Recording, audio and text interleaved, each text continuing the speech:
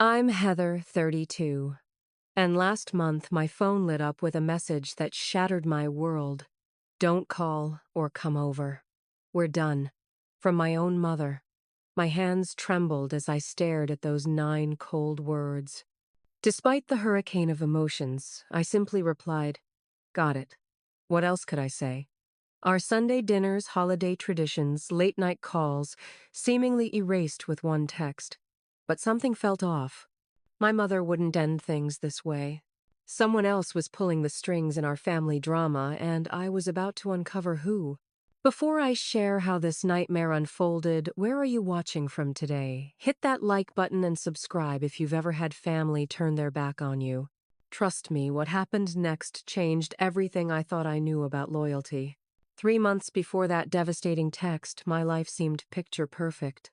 I had a thriving career as a financial analyst at a prestigious firm in Boston, a beautiful apartment overlooking the harbor, and most importantly, what I thought was a close-knit family relationship.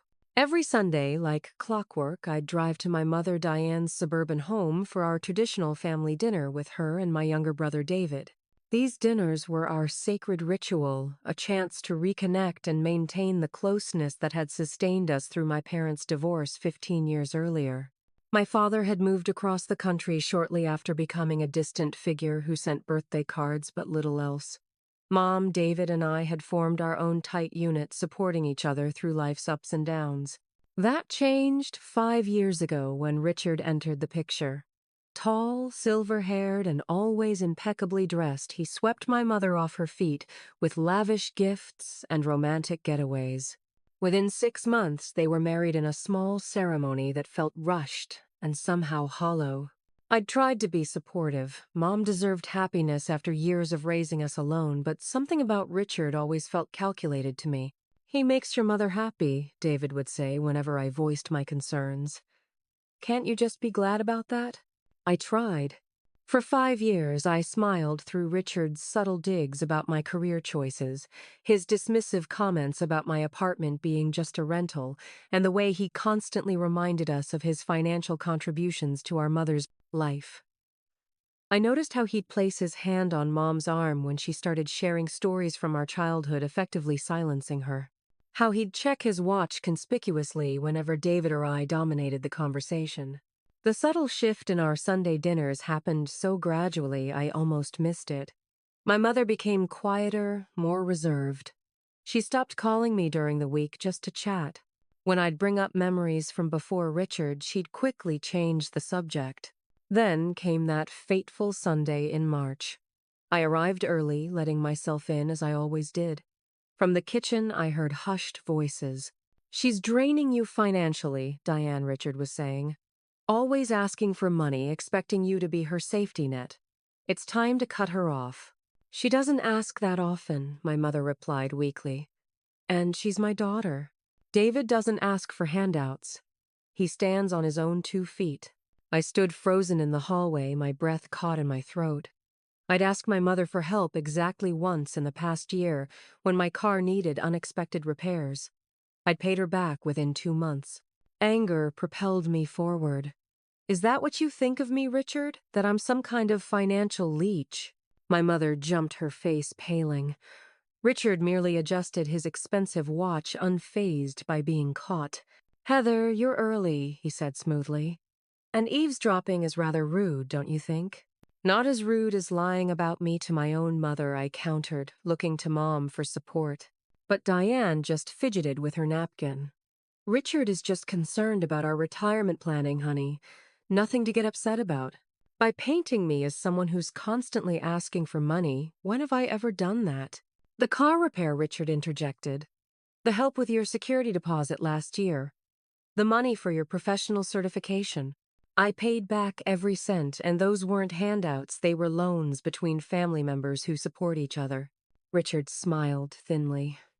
"Family support goes both ways. Your mother isn't your personal bank." "That's enough," my mother finally intervened, but to my shock, she was looking at me. "Heather, Richard is just looking out for our future. Can we please have a nice dinner without another argument?" Another argument we'd never argued about money before. The realization hit me like a physical blow. They'd been discussing me behind my back for who knows how long. Throughout dinner, the conversation remained strained. David arrived late, giving Richard a strange nod that seemed almost conspiratorial.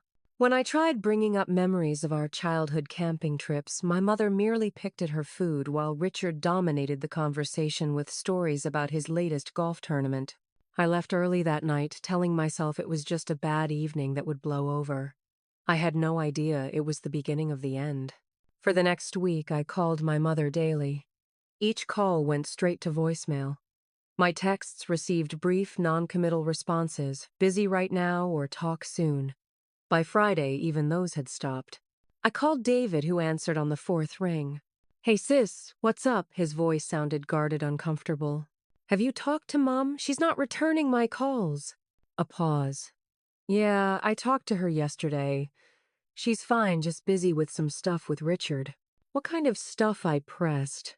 "Estate planning, I think." "Look, I'm heading into a meeting. Why don't you give her some space? Things have been tense lately." He hung up before I could respond. Estate planning, the phrase sent a chill through me. The next day, I drove to my childhood friend, Jessica's house. She lived 3 streets over from my mother, and had always been like a second daughter to her. If anyone would know what was happening, it would be Jessica. We sat in her kitchen, coffee mugs between us as I explained the situation. Jessica's expression grew increasingly troubled. "I saw your mom last Tuesday at Starbucks," she said slowly. "She was with Richard and David, and a man in a suit with a briefcase. They looked like they were having a serious conversation." "A man in a suit? Did you hear anything?" Jessica hesitated. "I heard Richard say something about making it official, and your mom looked upset. When she saw me, she barely waved. Richard practically rushed her out. That night I couldn't sleep. I lay awake scrolling through social media until I landed on my brother's Instagram page. There it was, a photo from Thursday night. My mother, Richard, and David at Richard's country club raising glasses in a toast. The caption read, "Family planning session successful, number new beginnings." Family planning. Without me. With shaking hands, I opened my laptop and did what I should have done 5 years ago. I searched for information about Richard Blackwood. Most results were innocuous business listings, a few charity events, his country club membership. But buried on page 3 of the search results was a small article from a local paper in Connecticut dated 8 years ago. It mentioned a Richard Blackwood in relation to a civil suit filed by his former stepdaughter alleging financial misconduct. The case had been settled out of court. My stomach dropped. I dug deeper, finding fragments that painted a disturbing picture. Richard had been married twice before meeting my mother. Both marriages to women with substantial assets and adult children. Both ending with estrangement between the women and their children. I called the only person who might have insight, my mother's sister, Aunt Karen, who lived in Florida, and who had notably not been invited to Mom and Richard's wedding. "I've been waiting for this call," she said after I explained the situation. "I tried warning Diane about him. He isolated my sister from me just like he did to Marjorie's daughter." Marjorie, his second wife. I tracked down her daughter after Diane announced their engagement. Richard convinced Marjorie that her daughter was trying to control her finances, turned them against each other. By the time Marjorie realized what happened, the relationship was irreparably damaged. Sound familiar? Ice formed in my veins. "Do you think he's doing the same to Mom and me?" "I think you need to look at who stands to benefit if you're out of the picture." The next morning, I called an old college friend who worked at a law firm. She couldn't give specifics, but confirmed that changes to wills and estate planning often involve removing or adding beneficiaries. The pieces were falling into place, forming a picture too painful to contemplate. But the final betrayal came that afternoon when I checked my mother's Facebook page.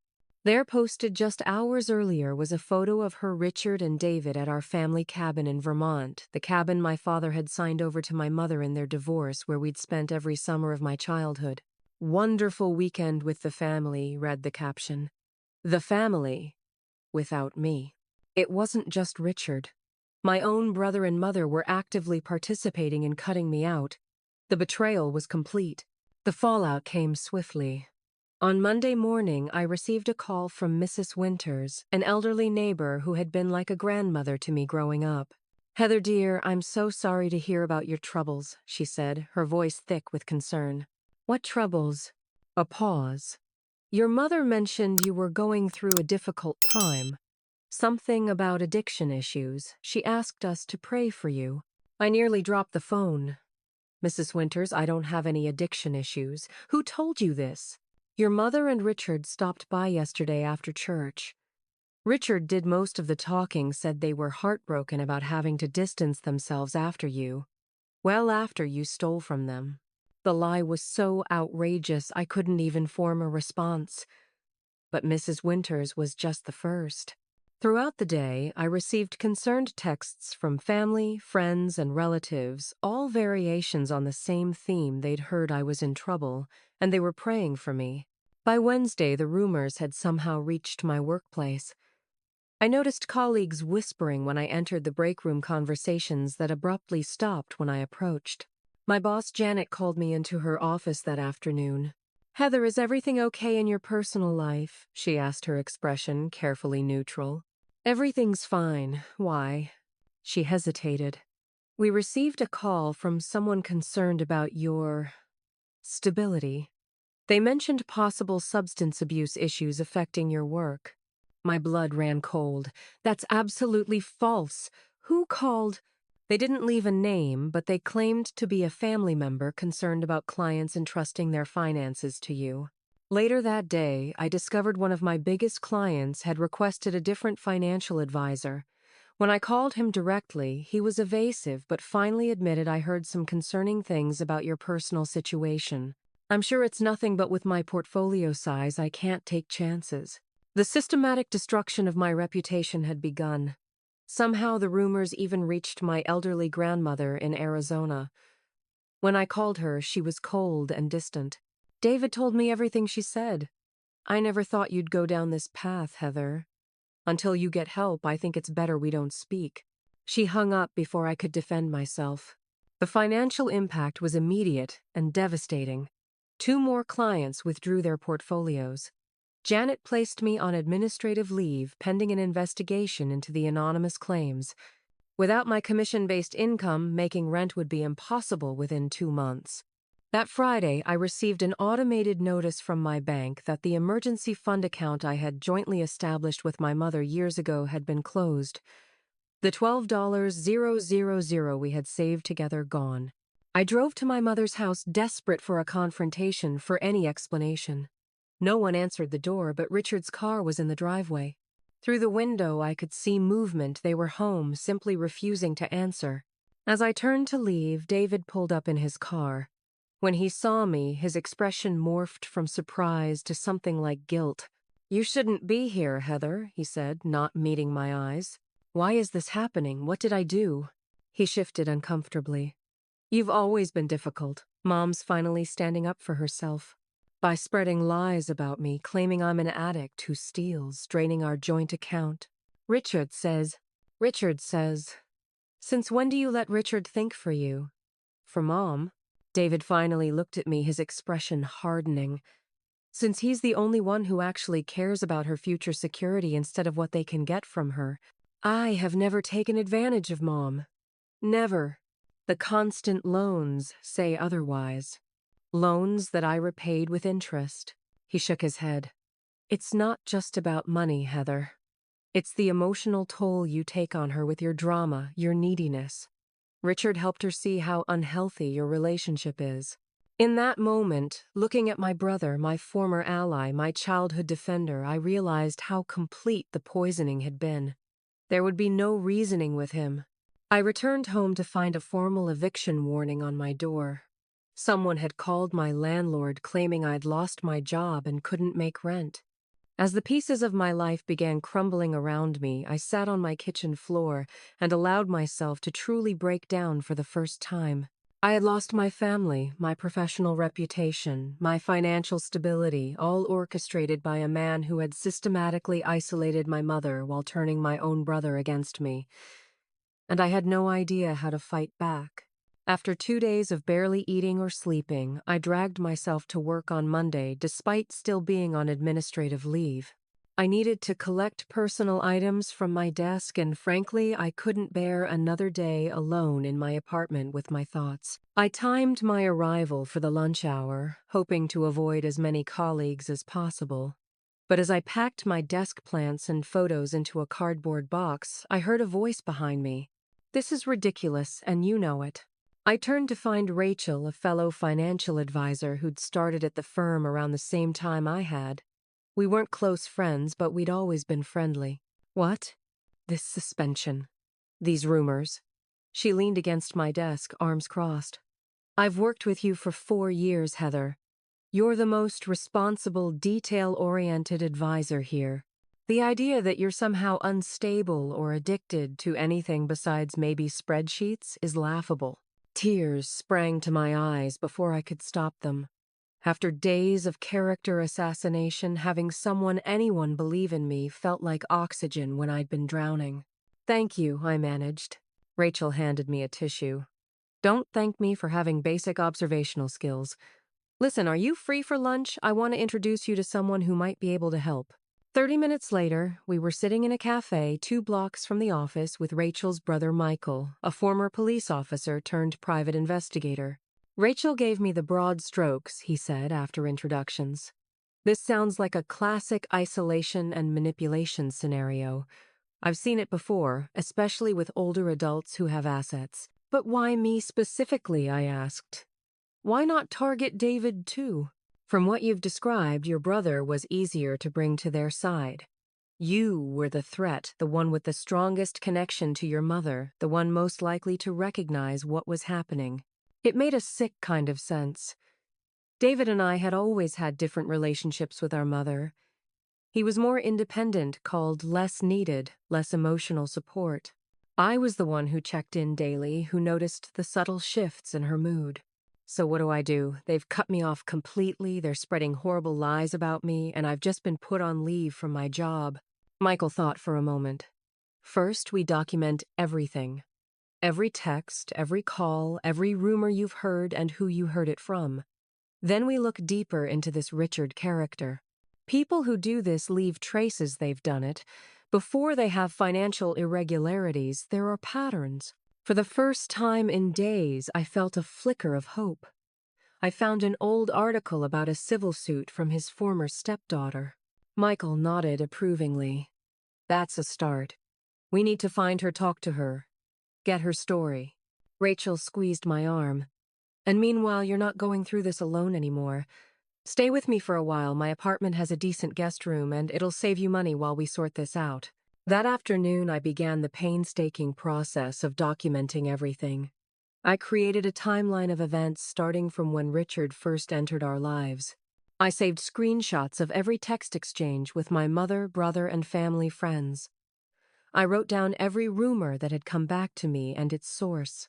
Michael helped me search public records for information about Richard. We discovered he had changed his name from Richard Blackwell to Richard Blackwood shortly before meeting my mother, a red flag that explained why my initial searches hadn't yielded much. Under his original name, we found more concerning information: 2 previous marriages, to wealthy widows both ending in divorce, financial judgments against him in 2 different states, a pattern of employment at financial advisory firms followed by sudden departures. "He's a predator," Michael said bluntly as we reviewed the findings. "He targets vulnerable women with assets and isolates them from anyone who might interfere." "But my mother isn't some helpless victim," I protested. "She's smart, independent. How could she fall for this?" "Emotional manipulation doesn't care how intelligent you are," Rachel said quietly. "My mom's a literal rocket scientist who stayed with my emotionally abusive dad for 20 years because he made her believe she deserved it." The next day, I started therapy, something I should have done much earlier. Dr. Martinez specialized in family trauma and helped me see that my path forward required emotional stability as much as strategic action. "Your mother and brother have been manipulated," she explained, "but that doesn't make their actions any less harmful to you. You need to protect yourself first." With Rachel's support, Michael's investigative help, and Dr. Martinez's guidance, I began to find my footing again. I started rebuilding my life around the new reality that the family I thought I had was temporarily gone, but that didn't mean I was alone. "We're going to expose," Richard Michael promised as we continued gathering evidence. "But we're going to do it smart. No emotional confrontations, no accusations without proof. We build a case so strong that even your mother won't be able to deny it." For the first time since receiving that devastating text, I felt something besides despair, determination. Richard had declared war on me, thinking I would crumble. He had no idea who he was dealing with. Just as I was beginning to find my balance, Richard escalated his campaign against me. One Tuesday morning, my phone exploded with notification alerts. 3 separate banks and credit card companies were contacting me about missed payments and defaulted loans. With growing horror, I discovered that my mother had been a co-signer on several financial agreements dating back to my college years, arrangements I thought had been updated or closed long ago. She had systematically removed herself or canceled these agreements, triggering immediate payment requirements I couldn't possibly meet. My credit score, previously an excellent 780, plummeted overnight. The apartment I'd been approved for a more affordable option Rachel had helped me find rescinded their offer, citing credit concerns. When I called the bank that held my car loan, the representative informed me that someone claiming to be my financial advisor had inquired about options for vehicle repossession due to the customer's financial instability. "This is insane," I told Rachel that evening as we sorted through the cascade of financial notices. "How could they do this? It's like they're trying to make me homeless." "That's exactly what they're trying to do," Michael said, grimly joining us at Rachel's dining table. "Financial warfare. If you're struggling for basic survival, you can't fight back against Richard." The next morning brought another blow. A formal letter arrived demanding immediate repayment of $25,000, a personal loan from my mother that I'd never known existed. Attached was a loan agreement with my signature. A signature that looked genuine enough at first glance, but that I knew with absolute certainty I had never made. "This is forgery," Michael said, examining the document. "Good forgery, but definitely fake. The question is, did your mother participate in this, or is Richard doing this without her knowledge?" I wanted desperately to believe my mother was an unwitting victim, but the evidence suggested otherwise. When I checked my email, I found a message from my financial advisor, Sandra. "Heather, someone claiming to be you called about liquidating your investment accounts yesterday. They had enough personal information that the request almost went through, but our security protocols flagged it. Call me immediately." Richard wasn't just cutting me off financially, he was actively trying to drain what resources I had left. The final blow came when I returned to Rachel's apartment after a job interview to find my rent check had bounced. My mother had withdrawn the remaining funds from our emergency joint account money. That was largely mine, saved over years for precisely this type of crisis. With my credit destroyed, accounts drained, and mysterious loans suddenly due, I faced financial ruin. The job market for financial advisors with damaged reputations and ongoing investigations was non-existent. Despite Rachel's generosity, I couldn't impose indefinitely. For 2 nights, too ashamed to tell even Rachel, I slept in my car, parked behind a 24-hour grocery store, wondering how my life had unraveled so completely in just a few weeks. On the 3rd morning, sitting in a coffee shop using their free Wi-Fi to search for any job that would hire me, I received a text from my brother. "Mom's worried about you," it read. "Richard says they can help if you agree to addiction treatment. They'll cover the costs." The audacity was breathtaking. First, destroy my life, then offer to save me by having me admit to fabricated addiction issues, further cementing their lies. I was about to fire off an angry response when a new message appeared, this time from an unknown number. "Heather, it's Barbara, your mother's friend from book club. Something strange is happening. Diane hasn't attended in months, and Richard always answers when I call her. Can we meet? I'm worried." For the first time in weeks, I felt a flicker of hope. My mother's oldest friend, someone who knew her before Richard, was noticing the same isolation patterns I had seen. I was no longer fighting this battle alone. That afternoon I met Barbara at a small cafe far from my mother's neighborhood. The elderly woman's face was lined with concern. "Diane has been my friend for 20 years," she said. "We used to talk daily. Now I haven't had a real conversation with her in months. Richard always hovers, always answers her phone. When I've stopped by, he says she's resting or out, but I can tell she's home. He's isolating her from everyone," I said, explaining what had happened between us. Barbara reached across the table and squeezed my hand. "I never believed those horrible stories he's been telling about you. Not for a minute." As we talked, Barbara revealed that several of my mother's longtime friends had been similarly cut out of her life. The book club, her volunteer work at the library, her weekly walks with neighbors all gradually abandoned after Richard entered the picture. I returned to Rachel's apartment that evening with renewed purpose. Richard wasn't just targeting me, he was systematically removing everyone who had any meaningful connection to my mother. The question was why, and what his endgame might be. With Barbara's confirmation that my mother was being isolated from all her friends, not just me, Michael's investigation took on new urgency. We spent the next week digging deeper into Richard's past, following financial trails and tracking down people from his previous relationships.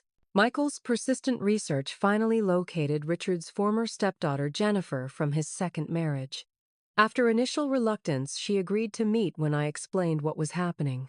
"I've been where you are," she told me, her face tight with remembered pain. By the time I realized what Richard was doing to my relationship with my mother, it was too late. Over coffee, Jennifer detailed a playbook that matched my experience with eerie precision.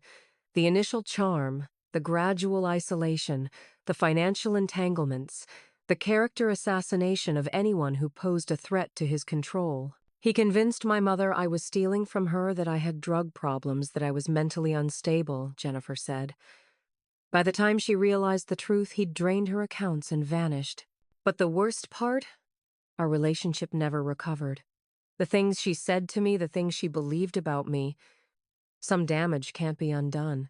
"Did you take legal action?" I asked. "I tried. Filed a civil suit for elder financial abuse, but he had covered his tracks well. We settled for a fraction of what he took, and he disappeared. Changed his name, I assume, and found his next victim." "My mother," I said quietly. Jennifer nodded. "I'm so sorry. I should have pushed harder with the lawsuit, should have made sure there was a record, something that would warn the next family." "You're helping now," I assured her. "Would you be willing to make a statement, something official we could use if needed?" "Absolutely. I've been waiting years for this chance." With Jennifer's statement and the documentation we'd gathered, Michael connected me with his friend Anthony, a lawyer specializing in elder abuse cases. After reviewing our evidence, Anthony agreed to help pro bono. "This is one of the most methodical cases of isolation and financial exploitation I've seen," he said, organizing our documents into a cohesive file. "Richard's careful, but he's left enough breadcrumbs. The challenge will be getting your mother to see what's happening." Anthony became my second true ally, providing legal expertise that transformed our collection of suspicions and documents into a compelling case. Under his guidance, we filed for financial fraud alerts, documented the forged loan agreement, and prepared restraining order paperwork to use if needed. Our breakthrough came when Michael discovered Richard had been operating under yet another name in Florida 10 years earlier. Under that identity, he had been investigated for elder financial abuse, but charges were dropped when the victim, another older woman with assets, refused to cooperate. "Classic pattern," Anthony explained. "He finds vulnerable women, preferably widows or divorcees with adult children and some financial means. He isolates them from family and friends, convinces them their children are threats, then begins siphoning assets." "But why not target David too?" I asked. "Why turn him against me instead of isolating Mom from both of us?" Michael and Anthony exchanged glances. "We think David might be actively participating," Michael said carefully. "The patterns suggest Richard offered him something in exchange for his cooperation." The thought made me physically ill. My own brother collaborating in my destruction for personal gain, I couldn't wrap my mind around it. That night, unable to sleep, I drove past my mother's house. To my surprise, only David's car was in the driveway, no sign of Richard's luxury sedan. On impulse, I parked down the street and approached the house. David answered on the third knock, his expression shifting from annoyance to shock when he saw me. "You shouldn't be here," he said, blocking the doorway. "Is Mom home? Is Richard?" "Mom's at her book club. Richard's playing poker with friends." Book club, the same one Barbara had told me my mother had abandoned months ago. "You're lying," I said flatly. "Mom hasn't been to book club in months," Barbara told me. Something flickered in David's eyes, uncertainty, guilt, fear. "You need to leave. Not until you tell me what Richard has promised you. What's worth destroying your sister's life over?" David's jaw tightened. "You don't understand anything. Richard is helping Mom secure her future and mine. You've always been the favorite, the one who got the college fund, the connections, the support. It's my turn now. So this is about money, your inheritance." He didn't answer, but his expression confirmed my suspicion. "David, listen to me. Richard has done this before. He isolates women from their families, drains their accounts, and disappears. He's not securing anyone's future except his own. That's a lie. He's investing Mom's money helping her plan for retirement." He showed me the accounts. "Have you verified those accounts, spoken to the financial institutions directly?" A flicker of doubt crossed his face, quickly replaced by defensive anger.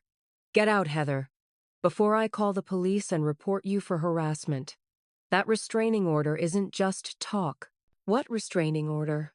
His expression told me he'd said too much. "Just leave."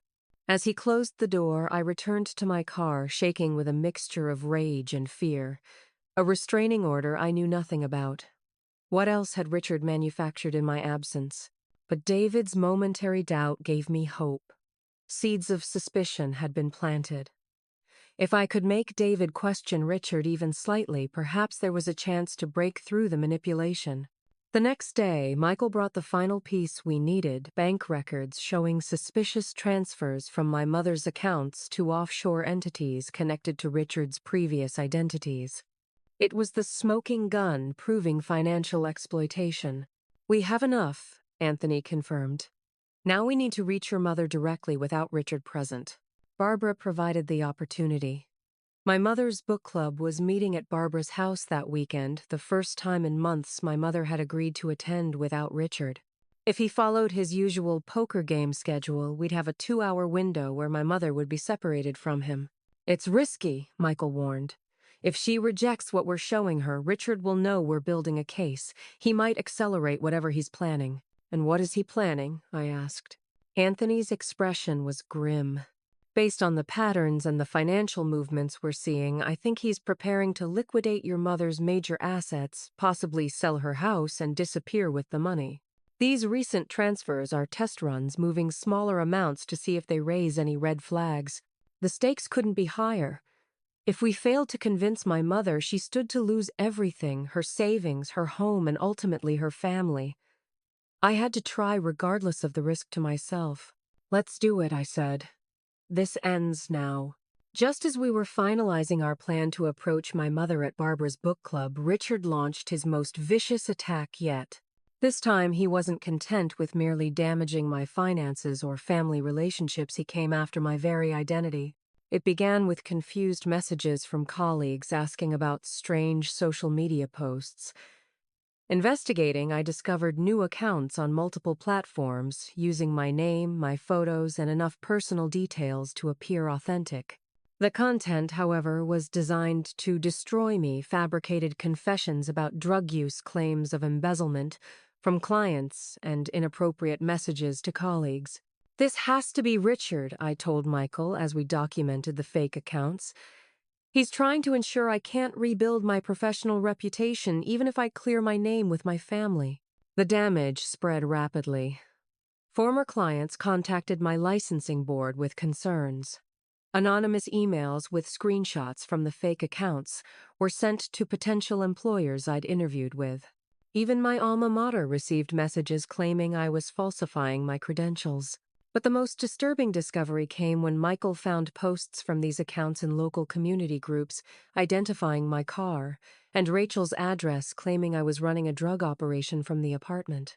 "He's trying to make you a target," Michael said grimly. "This is beyond character assassination. This is putting you in physical danger." The next morning, Rachel woke me at 5 a.m., her face pale. "Someone's been in the apartment building. They left this under your car." She handed me a photograph, a picture of me sleeping clearly taken through Rachel's guest room window. On the back, written in block letters, "We know where you are." We called the police immediately, but with no proof of who had taken the photo or left it, there was little they could do besides file a report. Later that day, I received a call from my grandmother's nursing home. She'd been hospitalized after a severe anxiety attack brought on by disturbing phone calls about me, calls claiming I was in legal trouble and needed money wired immediately. "This is escalating dangerously," Anthony warned during our emergency meeting. "Richard's getting desperate. He knows we're gathering evidence. How we've been so careful." Michael looked grim. "David, your confrontation with him must have gotten back to Richard. He knows you're not just hiding, you're fighting back." That theory was confirmed when I returned to Rachel's apartment that evening to find it had been broken into. My laptop was gone, along with the physical files we'd been compiling. The only silver lining was that Michael had insisted we keep digital backups of everything on secure cloud storage. The violation of Rachel's home, my temporary safe haven, shook me to my core. But the most painful blow came the following day when I encountered David outside my former office building. "What are you doing here?" I demanded momentarily, forgetting my caution in my anger. "Warning your former colleagues about you," he replied coldly. "They deserve to know what kind of person they worked with." "And what kind of person is that, David? The kind your new father figure invented to turn our mother against me, the kind that only exists in the lies you've chosen to believe?" Something flickered in his eyes, doubt again or guilt, before his expression hardened. "You're the one lying, Heather. Always playing the victim, always making everything about you. Is that what Richard tells you while he's systematically draining Mom's accounts, while he's isolating her from every friend she's ever had, while he's using you to do his dirty work?" "You don't know anything," he snarled, but I could see uncertainty beneath his anger. "I know he's done this before. Twice. I've spoken to his previous stepdaughter. I have the financial records, David. He's stealing from Mom, and you're helping him do it. You're making things up just like always." Ask him about Richard Blackwell. Ask him about Jennifer Miller and the civil suit in Connecticut. Ask him about Marjorie Delaney and the financial fraud investigation in Florida. See how he reacts. David's face paled slightly. "Or better yet," I continued, "check Mom's accounts yourself. Look for transfers to companies with names like Coastal Investment Group or Blue Harbor Enterprises. See where the money's really going." Before he could respond, I turned and walked away, heart pounding. I'd taken an enormous risk mentioning specific details to David, but I had to plant the seeds of doubt. If even a fraction of what I'd said prompted him to investigate independently, Richard's control might begin to fracture. That evening, as Rachel and I relocated to a hotel for safety, I received an unexpected text from David. What dates were the transfers? Hope surged through me. I sent him the dates Michael had identified, adding, "Check the property records, too. There's a quitclaim deed transferring Mom's house to a trust controlled by Richard."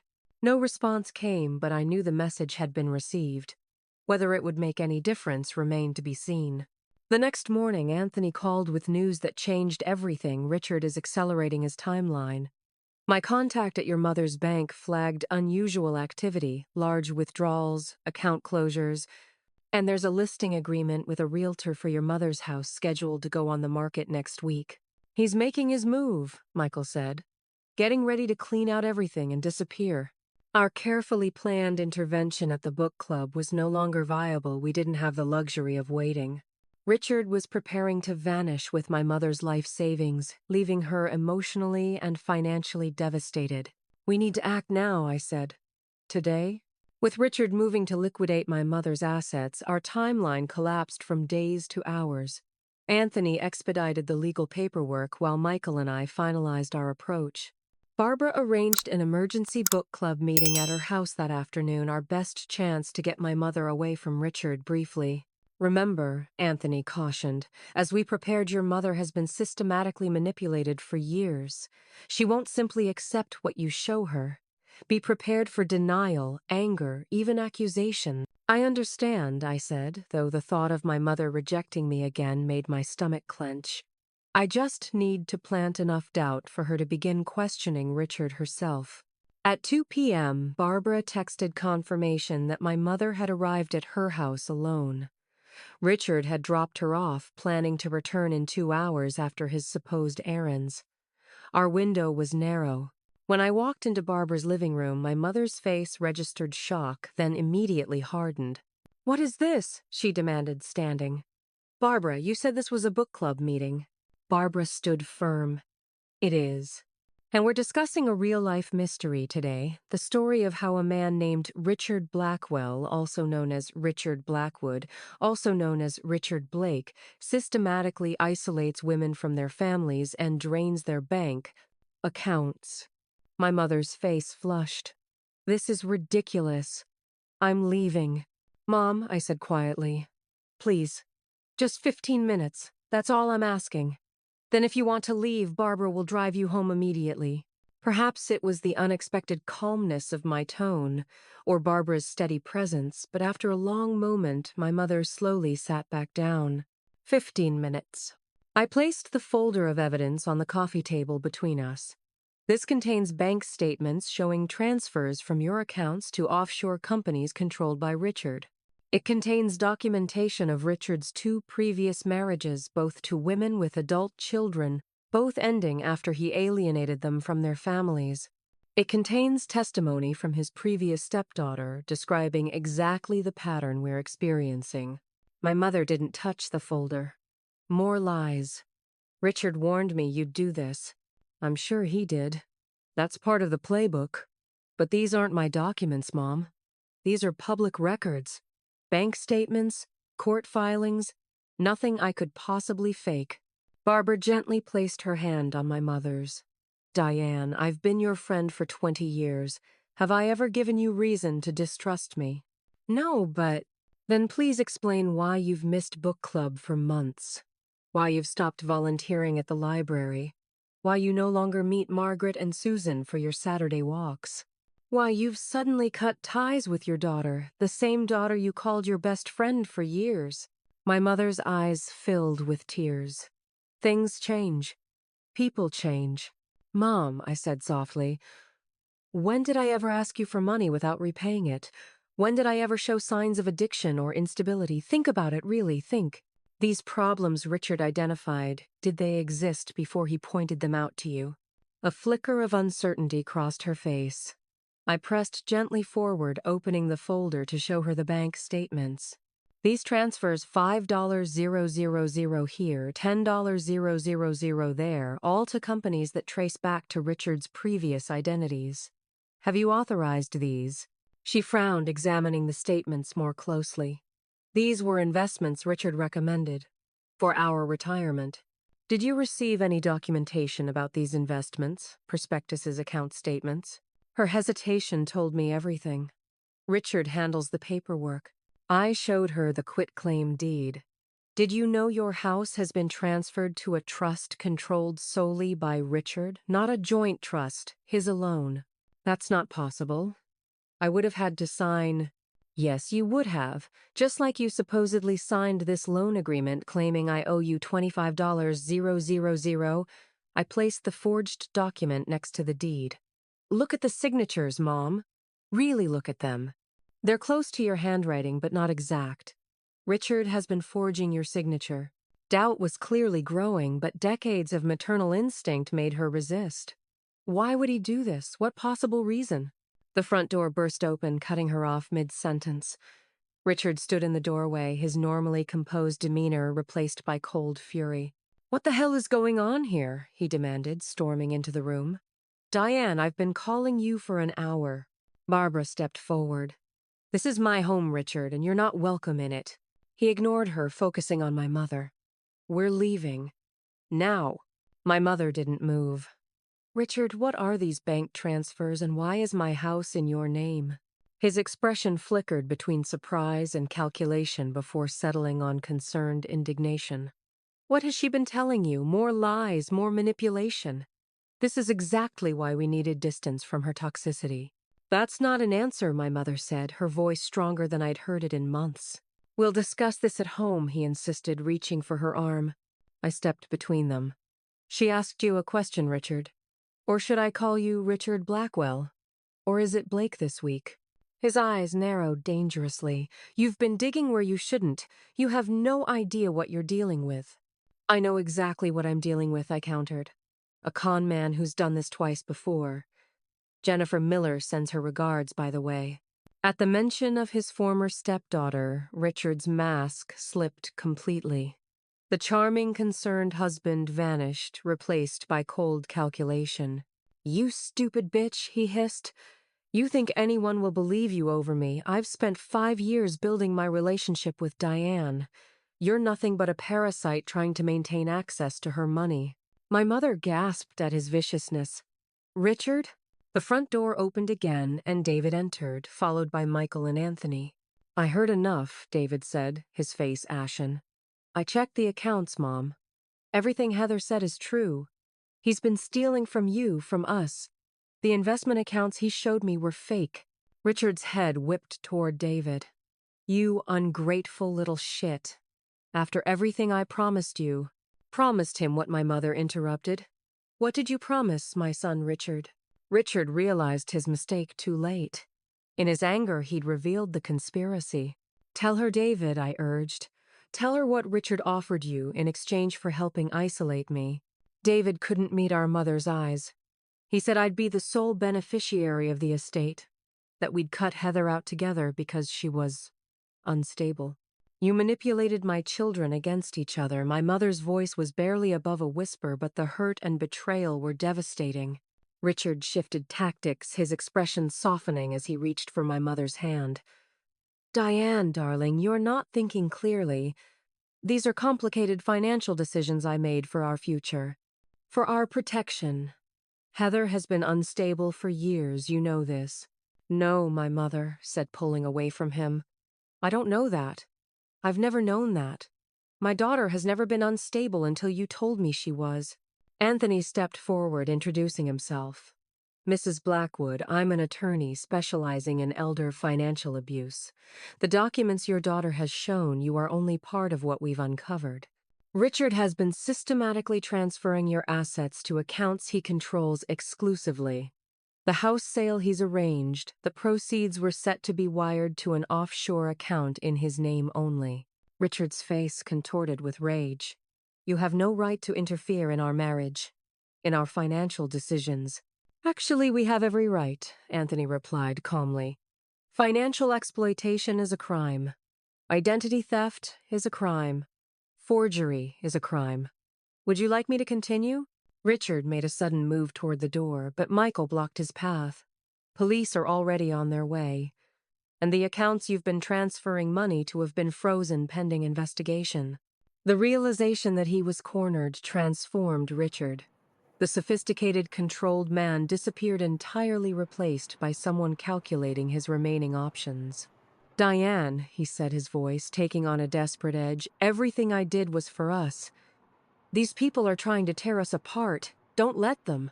My mother stood her face, showing the clarity of someone emerging from a fog. No, Richard. You did this. You lied to me. You turned me against my daughter.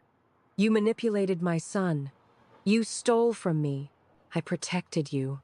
From them, from their constant demands, their expectations. The only person making demands was you, she said quietly. The only person with expectations was you. I want you out of my house, Richard. Out of my life. As if on cue, police officers arrived and Anthony presented them with the documentation of financial crimes. Richard was escorted from the house, shouting threats and accusations until the police car door closed behind him. In the silence that followed, my mother, David, and I looked at each other, three people who had been family once, now separated by a chasm of manipulation, betrayal, and pain. The confrontation was over, but the real work of healing had only just begun. The days following Richard's arrest were a blur of police interviews, legal meetings, and emotional exhaustion. My mother filed for divorce immediately, and a restraining order kept Richard from contacting any of us. Anthony worked tirelessly to freeze and recover the assets Richard had siphoned away while Michael helped build the criminal case against him. But the legal proceedings, as consuming as they were, proved far easier than rebuilding what had been broken between us. The first time my mother, David, and I sat alone together in her living room, the silence was deafening. Where once conversation had flowed easily, now we struggled to meet each other's eyes. "I don't even know where to begin," my mother finally said, her voice small. "How do I apologize for believing such terrible things about my own daughter?" "You were manipulated," I said, the words easier to say than to fully believe. Richard was methodical. "That doesn't excuse it," she insisted. "I should have seen through him. I should have trusted you." David stared at his hands. "I have no excuse. I wasn't manipulated, I was bribed. I chose money over my sister." The rawness of his admission hung in the air between us. "Why?" I finally asked. "We've had our differences, but I never thought you could hate me that much." "I don't hate you," he said, finally looking up. "I was jealous. You and Mom were always so close. You got the college fund, the career advice, the emotional support. When Richard started suggesting you were taking advantage of her, it confirmed what I already believed, that you were the favorite, the taker. And then he offered me everything, the house, the investments, Mom's full attention. I wanted to matter most for once." The pain in his voice was real, and I recognized a wound far older and deeper than Richard's manipulation. A family dynamic that had left David feeling secondary, less valued feelings Richard had expertly exploited. "I've never thought of you as less important," my mother told him, tears streaming down her face. "But I can see now how my actions made you feel that way." It was the first honest conversation we'd had in years, maybe ever. The first acknowledgement of the fracture lines Richard had found and widened, but that had existed long before him. 2 weeks later, we began family therapy with Dr. Rivera, who specialized in family estrangement and reconciliation. Those sessions were often brutally difficult, excavating decades of unspoken resentments, misunderstood intentions, and genuine hurts. "Richard didn't create your family dynamics," Dr. Rivera explained in our third session. "He merely exploited them. True healing means addressing those underlying patterns, not just removing his influence." For my mother, that meant confronting how her differential treatment of David and me had created vulnerability. For David, it meant acknowledging his responsibility for choices made out of jealousy. And for me, it meant recognizing my own blindness to my brother's pain and my sometimes unconscious monopolization of our mother's attention. The professional consequences of Richard's campaign took longer to resolve. Though the fake social media accounts were removed and formal statements from the police cleared my name, rebuilding a damaged reputation proved challenging. I eventually found a position at a smaller firm, starting over with a more modest client base, but with colleagues who knew and valued the truth. Financially, Anthony managed to recover about 60% of what Richard had stolen. The house remained in legal limbo as the courts worked to unwind the fraudulent transfers, but at least my mother wasn't homeless. My credit score would take years to fully repair, but with Anthony's help, I secured statements from creditors acknowledging the fraud. 6 months after that devastating text message, my mother, David, and I attempted our first Sunday dinner. The conversation was sometimes stilted, occasionally painful, but fundamentally honest in a way our previous gatherings never had been. As we cleared the dishes together, my mother touched my arm. "I miss who we were," she admitted. "The ease of it." "I don't," I said, surprising myself with the realization. "We were easy because we were surface level. We never talked about the hard stuff." She considered this. "You're right. And that made us vulnerable to someone like Richard. We're building something stronger now," I told her. "Something real." Later that evening, as I prepared to leave, my phone chimed with a text. "From my mother, thank you for dinner. I love you." Simple words that once I would have taken for granted. Now I understood their true value and the courage they represented from a woman, learning to trust her own judgment again after having it so thoroughly undermined. I replied, "Love you too. See you next Sunday." It wasn't a Hollywood ending. The wounds Richard inflicted would leave scars. There would be difficult days ahead, conversations that reopened painful memories, moments of doubt and regression. My relationship with David remained particularly fragile, requiring consistent effort from both of us. But sitting in my car that evening, I realized something profound had shifted within me. The family I had desperately fought to save no longer existed. That idealized surface-level connection had been irreparably altered. In its place was something more demanding, but ultimately more valuable: relationships based on truth, accountability, and the hard-won knowledge of what we could survive together. Richard had intended to destroy us. Instead, he had inadvertently forced us to rebuild on a stronger foundation.